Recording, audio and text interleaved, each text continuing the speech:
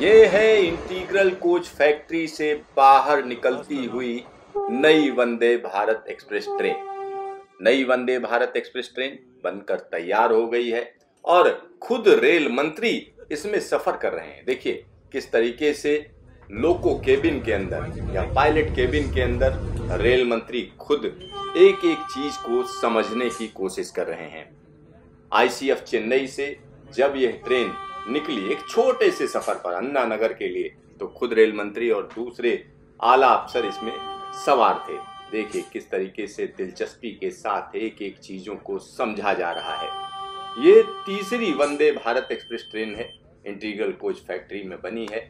इसकी लंबे समय से घोषणा की गई थी, लंबा इंतजार। आप सोचिए, पिछले 15 अगस्त को खुद प्रधानमंत्री नरेंद्र मोदी ने घोषणा की थी कि 75 वंदे भारत एक्सप्रेस अमृत वर्ष के दौरान या अमृत काल के दौरान चलाई जाएंगी, यानी 15 अगस्त 2023 तक 75 वंदे भारत एक्सप्रेस चलाने की घोषणा की गई थी और तब से लेकर पहली ट्रेन ये निकल रही है। आप देखिए, समझिए इसका महत्व, समझिए इतने लंबे समय के बाद ये तीसरी वंदे भारत एक्सप्रेस है, क्योंकि 2 वंदे भारत एक्सप्रेस पहले से ही चल रही हैं और उसके बाद ये तीसरी वंदे भारत एक्सप्रेस निकाली गई है। रेल मंत्री खुद जायजा ले रहे हैं, एक एक चीज को समझने की कोशिश कर रहे हैं और ये भी समझने की कोशिश कर रहे हैं कि आखिरकार ये ट्रेन पिछली ट्रेन से अलग कैसे है। क्योंकि इस ट्रेन की अगर हम बात करें तो यह ट्रेन अब पूरी तरीके से तैयार हो चुकी है।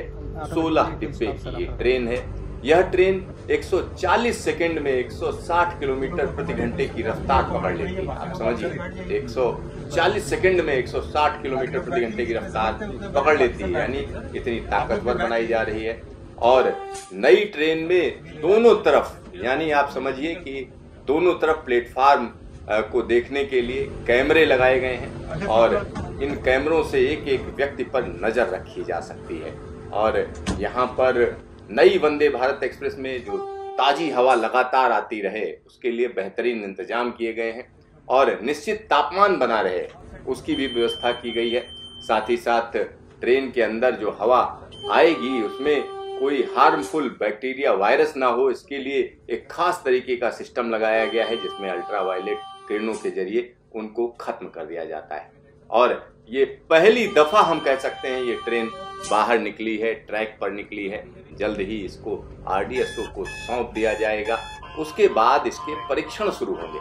और इसका खूबसूरत सा लोको पायलट केबिन है। इसमें जो पिछली ट्रेन में जो लोगों को लगता था कि क्या क्या सुधार किए जाने चाहिए, वो सुधार किए गए हैं ऐसा दावा है। लेकिन दिखने में ये ट्रेन जस की तस है, पिछली ट्रेन की तरह ही है और इसमें कोई खास फर्क नजर नहीं आएगा। लेकिन इसके अंदर की सीटों को बदला गया है। जो अंदर इकोनॉमी क्लास है उसमें चेयर कार को लेके लोगों को शिकायत थी कि वो ज़्यादा रीढ़ को अकड़ा देती है, तो इसलिए उसमें कुछ बदलाव किए गए हैं।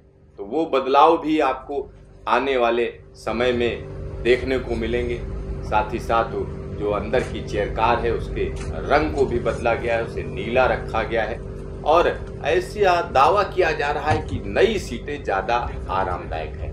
तो रेल मंत्री यहाँ खुद मुआयना कर रहे हैं और ये समझने की कोशिश कर रहे हैं कि आखिरकार इस ट्रेन को बनने में इतनी देरी क्यों लग गई, क्योंकि बहुत ज्यादा फर्क तो है नहीं। और पिछली ट्रेन और इस ट्रेन में जो फर्क हैं वो लोगों को बहुत विजिबल होंगे ऐसा भी नजर नहीं आ रहा है। तो रेल मंत्री एक एक चीज को समझने की कोशिश कर रहे हैं, खुद इंजीनियर हैं, लिहाजा उनको ये एक एक चीज में दिलचस्पी है किस तरीके से ये ट्रेन बनाई जा रही, क्योंकि आत्मनिर्भर भारत की ये पहचान मानी जाती है। और जब ये ट्रेन बाहर आई थी उसके बाद देश में जबरदस्त उत्साह था और उसके बाद हम कह सकते हैं जब से रेल मंत्री अश्विनी वैष्णव ने जिम्मा संभाला है तब से 400 ऐसी वंदे भारत एक्सप्रेस ट्रेनें चलाने का ऐलान हो चुका है और उसमें जो 75 ट्रेनें हैं वो हम कह सकते हैं 15 अगस्त 2023 तक चलनी है।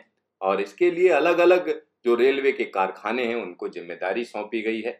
यहाँ पर रेल मंत्री जब आईसीएफ के अंदर पहुंचे थे तो उन्होंने लोगों को जो अपने बात रखी, लोगों को जो संबोधित किया, वो हम आपको दिखा रहे हैं। साथ ही साथ रेल मंत्री की दिलचस्पी देखिए कि किस तरीके से उन्होंने ट्रेन का कोना कोना छान मारा। आमतौर पर आपने देखा होगा रेल मंत्री अंदर डिब्बे के अंदर होते हैं, यहाँ लेकिन रेल मंत्री अंडर फ्रेम में है, यानी ट्रेन को नीचे से देख रहे हैं। ये देखिए, ट्रेन को नीचे से देख रहे हैं और कैमरामैन उनको देख रहे हैं। देखिए चारों तरफ से विजुअल बन रहे हैं, तस्वीरें छापी जा रही हैं और इसी तरीके से रेल मंत्री का एक नया एस्पेक्ट आपके सामने आ रहा है। किस तरीके की उनकी दिलचस्पी है, क्योंकि ट्रेन को अंदर से सभी देखते हैं, लेकिन नीचे से देखना, आसपास से देखना और एक एक चीज को समझने की कोशिश करना आमतौर पर आपने नहीं देखा होगा। लेकिन ये रेल मंत्री कुछ अलग है, एक एक चीज को समझते हैं और यहाँ ट्रेन की सिस्टम को समझना, क्यों इसमें अंडर फ्रेम के नीचे क्या क्या चीजें लगाई गई हैं, उनको भी देखना, मुआयना करना, ये भी काम वो कर रहे हैं। और यहाँ एक और चीज़ मैं बता दूं, ये ट्रेन अपने आप में इसलिए खास है क्योंकि इसमें बहुत सी चीज़ें अंडर फ्रेम रहती हैं, यानी नीचे रहती हैं। इसका सीधा सा फायदा ये होता है कि ट्रेन में बैठने के लिए अच्छा खासा स्पेस होता है। साथ ही साथ कंफर्ट की बात करें तो कंफर्ट के मामले में इसकी जो रेटिंग है वो 3.5 है। और यहाँ पर बोगी अरेंजमेंट को समझने की कोशिश कर रहे हैं रेल मंत्री और रेलवे के अधिकारियों से बातचीत कर रहे हैं कि किस तरीके से इसमें नई नई चीज़ें लाई गई हैं, क्या क्या नया है वो भी समझने की कोशिश की जा रही है। क्योंकि आने वाले दिनों में तमाम शताब्दी रूट पर ये ट्रेनें चलेंगी और अभी ये तीसरी ट्रेन निकल रही है और इसके बाद रेल मंत्री ट्रेन के अंदर भी गए, ट्रेन के अंदर गए और उसकी तमाम चीज़ों को देखा। यहाँ देखिए किस तरीके से, जो मैं कह रहा था कि कलर बदल गया है, यानी जो सीटिंग अरेंजमेंट है वो नीले कलर का हो गया है, नीले रंग का, क्योंकि बदलाव तो करना था, लिहाजा ये बदलाव किया गया है। और इसमें देखिए रेल मंत्री बैठकर देख रहे हैं कि कंफर्ट है या नहीं है, लोगों को कहीं कोई दिक्कत तो नहीं होगी, उसको समझने की कोशिश कर रहे हैं। और ये खास बात है कि इस बार जो इकोनॉमी क्लास में जो सीटें लगाई गई हैं वो आगे पीछे हो सकती हैं, इधर से उधर आप कर सकते हैं। और यहाँ पर देखिए किस तरीके की दिलचस्पी मीडिया में है, एक एक तस्वीर को यहाँ पर हम कह सकते हैं अपने कैमरे में कैद किया जा रहा है और खुद ICF के GM साथ में है, जो तमाम चीज़ों के बारे में बता रहे हैं। रेल मंत्री को एक चीज़ बता रहे हैं कि किस तरीके से ये ट्रेन अलग है और डिफरेंट है। यहाँ पर मैं एक और चीज़ आपको बता दूं कि इसमें जो अंदर का ओवरऑल जो व्यवस्था थी, यानी चाहे वो लाइटिंग हो या सामान रखने की व्यवस्था है, वो जस्ट की तरह से, उसमें कोई बहुत बड़ा बदलाव नहीं है। यहाँ पर जो बैठने की व्यवस्था है यानी सीटिंग अरेंजमेंट, उसको लेकर थोड़ा जरूर कहा जा रहा था कि इस समय जो मौजूदा ट्रेनें चल रही हैं उसमें लोगों को थोड़ा बैठने में लंबी दूरी में दिक्कत होती है, लिहाजा यहाँ पर उसका ख्याल रखा गया। यहाँ देखिए किस किस तरीके से खान पान परोसा जाता है ट्रेन के अंदर, उसके लिए मिनी पेंट्री बनाई गई है, यानी जो व्यवस्था है सामान रखने की, जिससे सामान ठंडा गर्म रहे, फ्रेश रहे, उसकी भी व्यवस्था इसमें की गई है, तो उसका भी जायजा लिया। और यहाँ पर देखिए नई ट्रेन है तो उसकी सीटों से कवर भी अभी हटाया नहीं गया है। ये ट्रेन बड़ी जल्दी ही आपको अलग अलग ट्रैक्स पर चलती हुई नजर आएगी, क्योंकि अभी जो होना है वो इसकी टेस्टिंग होनी है, अलग अलग चीज़ों की टेस्टिंग, क्योंकि इसमें कुछ ऐसे मामूली बदलाव किए गए हैं जिसकी वजह से अगर हम देखें तो इसकी टेस्टिंग जरूरी हो जाती है। लिहाजा RDSO की टीम इसकी टेस्टिंग करेगी और इसको चलाकर देखा जाएगा 180 kmph की रफ्तार पर, क्योंकि 160 kmph पर इसको मुफीद पाया जाना है।